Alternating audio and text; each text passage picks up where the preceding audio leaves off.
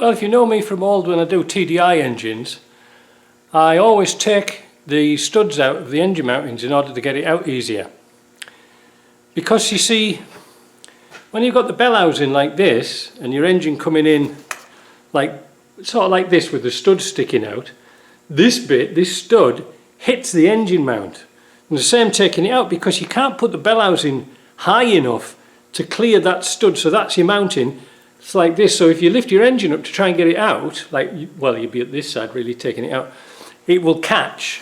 So, simply, by double nutting the stud, you can withdraw it. Sometimes you can, sometimes you can't. But if you can get it out, it's even better. It's even easier to get out when it's on the engine like this. And then putting it back in is a dream. It actually is a dream. And sometimes I've even put bolts in with locking nuts, with the lock washers and Loctite on there, and they've gone on really, really nice. So the next thing is that I'm going to fit the clutch fork to this. I've got a clutch fork here,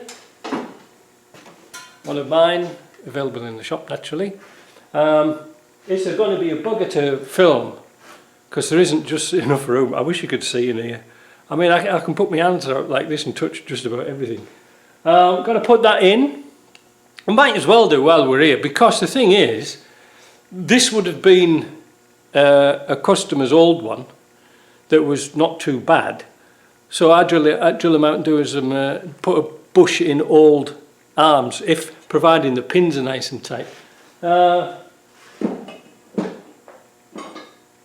This is the old one. And this is a good example here, because you can see all that sparkly, you see all that sparkly metal there? That's come out of there, because you can see where it's been grinding away there. Yeah, it hasn't got very far much further to go until they crack. I'll show you a cracking one. I keep this as an example to show customers. But you can see we just caught this one in time, look. It was just about to go. So that's what happens to them. That's why I put those clutch bushes, available in the shop. You can either buy the fork or buy the bush separately. It's up to you. I do a little kit with them. But I was thinking about trimming the kits down even further, because where have they gone now? These little bits you can use time and time again, so you don't really need these. And also, sometimes you don't need that piece, or, wait a minute, this piece, right? Sometimes you can, sometimes you do, sometimes you don't, but you can usually find those locally. I was thinking about doing sort of an upgrade kit. Somebody mentioned it to me once before about doing like a plate to hold this in, because usually when you pull the clutches out, you pull this out and they're a bugger to get back in. So I'm going to fit this clutch fork, and I'll show you my progress. Well, I'm glad we've done this job now. I really am pleased. When I saw the condition of that clutch fork, I realised that it didn't have a great deal of life left in it, and also the bearing is starting to get a bit dry. Not good. I've got a new bearing here, and this has got the nice and quiet white lithium grease on it. And this is the style of bearing you should put on here. See, it's rounded. There are some different ones. It's got like a very narrow edge. They tend to cut into the clutch teeth. Well, the spring, should I say, not the teeth. They tend to cut in here and make a ring. Whereas this is a nice fit. The Valeo clutches are the ones I normally fit, but we had this Brit Part 1 on the shelf, and we're going to fit that. So I'm going to fit this bearing, pop off for a refreshing cup of tea, because I've been on this most of the morning, and then we'll fit the engine. That's alright, isn't it? Then it's just a matter of bolting it all back together again. So there we are, that's it all set up. Clutch forks in, cylinders on the right way around. You know, thinking about it, which I do, if I'd have known I was going to take the bloody engine out, it would have made it so much easier to get that brake switch in there, that pressure relief valve, reducing valve. What a mess about it was trying to get the bolts in. I wasted a lot of time on that. So what we're going to do, you can see all the black wax all over the place, just kind of messy. Break time, then we're going to get the engine in the engine bay, lift it up a bit, and we're going to put a block and the trolley jack under the bell housing, so the bell housing's touching the top here. See, that's the problem, you can't get it very high in order to get your angle to get your engine in and out. But by taking the studs off, if you see what I was trying to say, the studs will hit here and you're trying to get it into there. Getting it out's easy, it's just a bit of a wing dingle around, but trying to line up the spline and get that in and Lord knows what. Now, whilst I'm here talking about this and rambling on, a good tip: if you're putting a different engine in or a different gearbox, just make sure that the dowels here are not only in, but you haven't got the dowels over here. That's where they go. One in there and one in there. Now sometimes you might get an engine that's come out and it's got one dowel in here and one dowel in there, or the other way around, it doesn't really matter.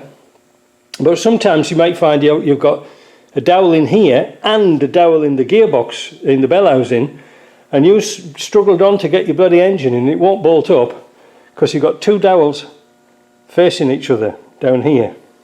This isn't good because you've got to start all over again. Right, tea time, and then we'll get this engine in. Right, it's time. Let's get it up and let's get it in, as the bishop said to the actress. We're going to lift this up. We're going to juggle it around a little bit to get it over this panel. I think now, next time, if I'm just taking an engine out, I'll take the whole panel off. I was just trying to save a little bit of weight. I thought this would have gone up another couple of inches, but usually when I take an engine out, I take that out and it comes out straight away. Right, let's get this up. I'll take that off before it falls off. This is such a joy now. Yeah. Stayed up all night. I think I put too much oil in it, that's why it leaked out.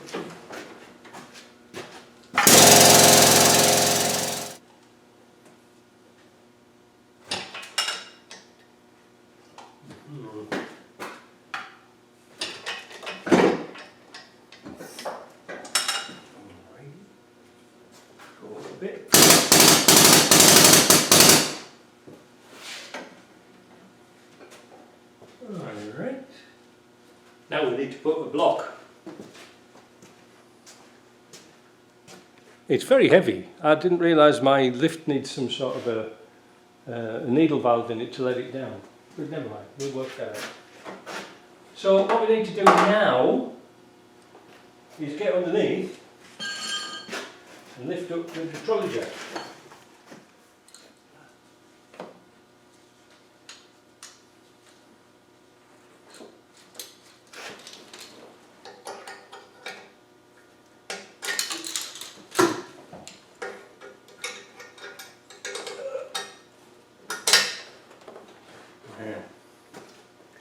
Now I can tip it left and right.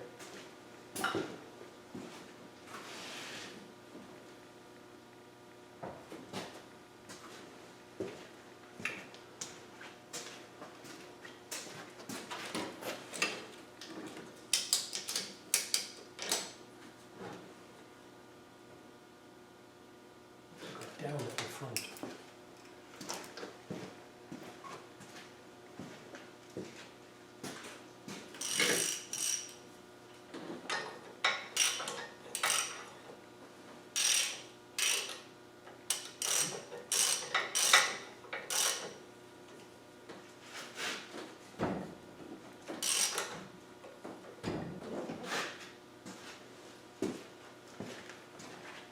It's easy with two, I must admit.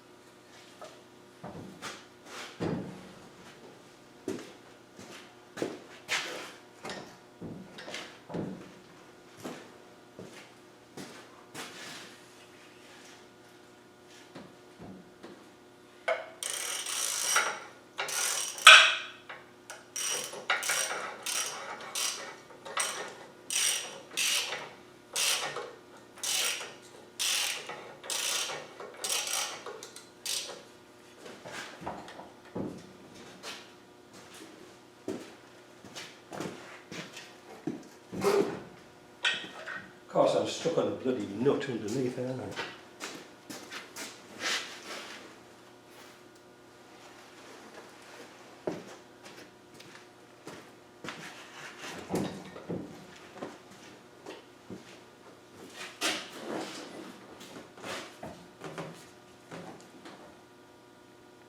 So close.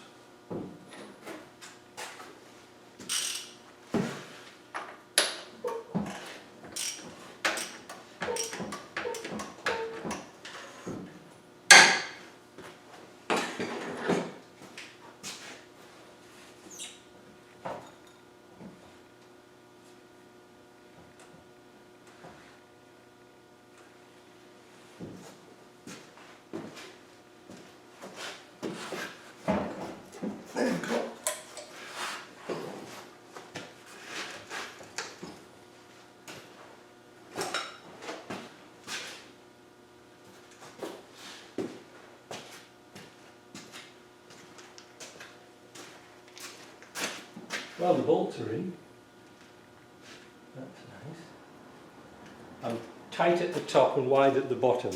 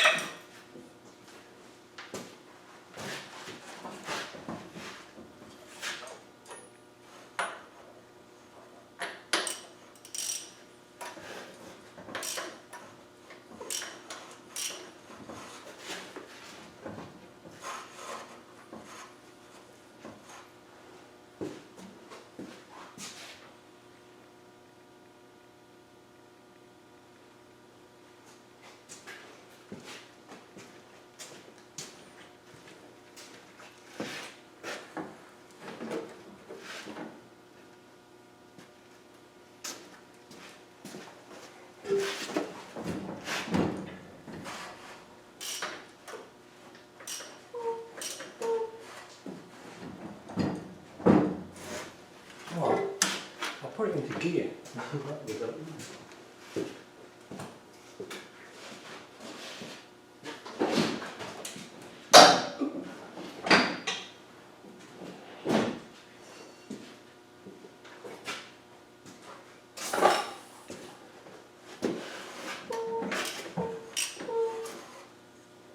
Hold on. Bingo! Bingo! We've ridden. What I made a mistake was I forgot to put the car into gear, which keeps the input shaft locked to the back wheels. So now we can tighten up a bolt if we had a spanner.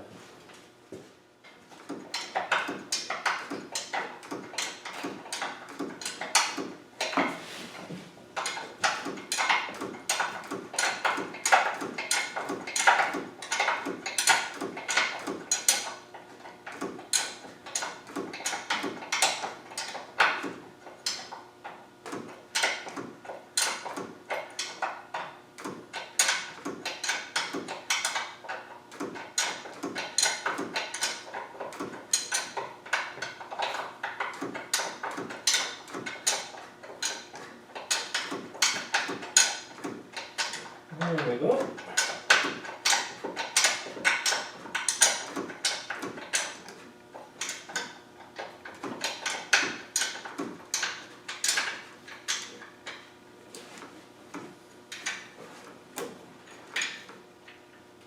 And that is in. So now we can let this down and then jack it up, but yeah, it's made it easy to get in because the studs aren't on the engine mounts, because otherwise you're fighting against these studs. It wasn't too bad. If you noticed here, I've got a ratchet strap attached to the air cleaner bracket here, so that means I can tip the engine that way but with the balance beam I can tip it this way so you can get it really easily lined up. It wasn't too bad. Yeah, makes a big difference. Right, so we can get this all tidied up out the way, get it lifted up, put the wheels on. Let's get underneath the car and put it all back together again. So how do I get the bolts and the little nuts on the bell housing back in without any tears? Well, the top three, you have to do that by hand, but the bottom ones, if you have one of these swivel mounts here, it's got like a ball joint in it rather than like a universal joint type thing. These are a dream. They really do, and a long deep socket to keep it in line, and it will turn eventually with the with your air gun and nips them up, and it's really good. I wish I had one years ago. There's a little device I came up with. It's just a little strap with a hook on it, so you can hook it onto things, and a hook on this end, and that'll pull the engine that way while your balance beam's going that way. It really helps. Right, let's get on with this.